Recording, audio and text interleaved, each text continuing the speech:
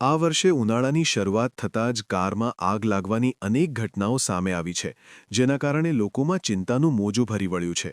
વાસ્તવમાં ઉનાળામાં અતિશય ગરમીના કારણે વાહનોમાં ટેકનિકલ ખામીઓ સર્જાવાની શક્યતા વધી જાય છે.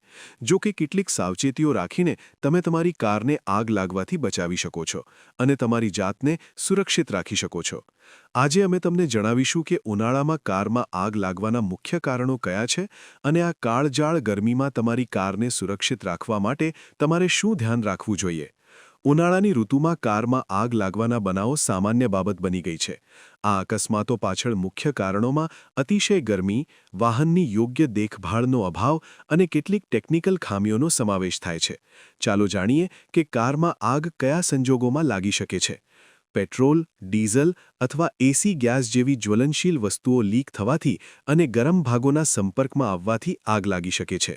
ઉનાળામાં સીધા સૂર્યપ્રકાશમાં વાહન પાર્ક કરવાથી એન્જિન અને અન્ય ભાગો વધુ ગરમ થઈ શકે છે, જેનાથી આગ લાગવાનું જોખમ વધી જાય છે. કારમાં સિગરેટ, લાઇટર અથવા ગેસ સિલિન્ડર જેવી જ્વલનશીલ વસ્તુઓ રાખવાથી પણ આગ લાગી શકે છે.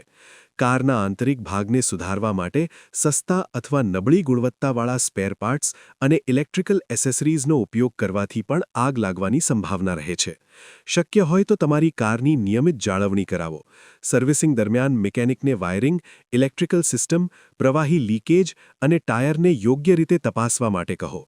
તમારી કારને હંમેશા છાંયડાવાળી અથવા ઠંડી જગ્યાએ પાર્ક કરો.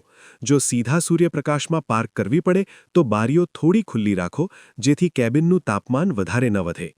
ક્યારેય પણ તમારી કારમાં જ્વલનશીલ સામગ્રી ન રાખો. તમારી કારમાં હંમેશા એક કાર્યક્ષમ ફાયર એક્સ્ટિંગ્વિશર રાખો અને જરૂર પડે તેનો ઉપયોગ કેવી રીતે કરવો તે પણ શીખી લો. જો તમને વાહનમાંથી કોઈ ધુમાડો નીકળતો દેખાય, બળવાની ગંધ આવે અથવા કોઈ અસામાન્ય અવાજ સંભળાય તો તરત જ વાહન રોકીને તેની તપાસ કરાવો. ઉનાળામાં થોડી સાવચેતી રાખવાથી તમે તમારી કારને આગ લાગવાની ઘટનાથી બચાવી શકો છો અને સુરક્ષિત રહી શકો છો. તમારી કારની નિયમિત કાળજી લો અને ઉપરોક્ત બાબતોનું ધ્યાન રાખો, જેથી કોઈ અનિચ્છનીય ઘટના ન બને.